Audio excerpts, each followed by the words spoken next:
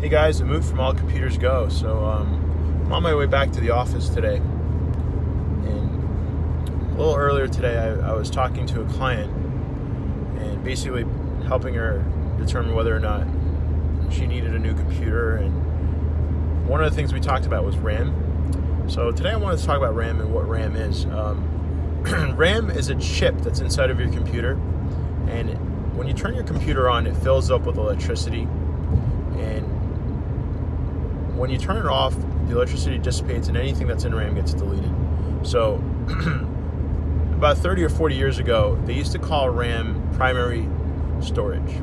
And essentially, if you remember the old computers with the floppy disks, you would have to turn the computer on with a floppy disk in it, and it would load the system into memory or into RAM.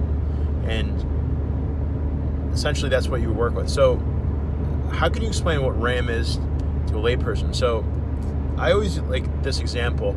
If I were to ask you to do a math problem in your head, 5 plus 5, that's 10. Most people can do that in their head. But what if I were to ask you to do 5 plus 5, raise that to the integer of 2, add 16, subtract 100, and then multiply by 1,000, and then divide by 3, and take the square root of that. Now, most people can't do that much in their head, but if you really had to, could you figure out a way of figuring that out without using a calculator? Or you could probably write it down. You could write down the entire problem and then work it out slowly and get to your answer. Now, your computer does the same thing. So if it doesn't have enough RAM to figure something out, if it doesn't have enough memory to figure out in its head, then it will use your hard drive, and it will write down everything in the hard drive and then start working out piece by piece, which takes longer because hard drives are slower than memory.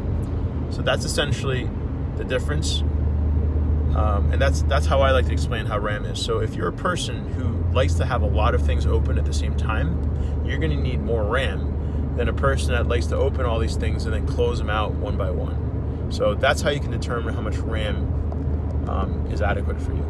Thank you guys. Bye-bye.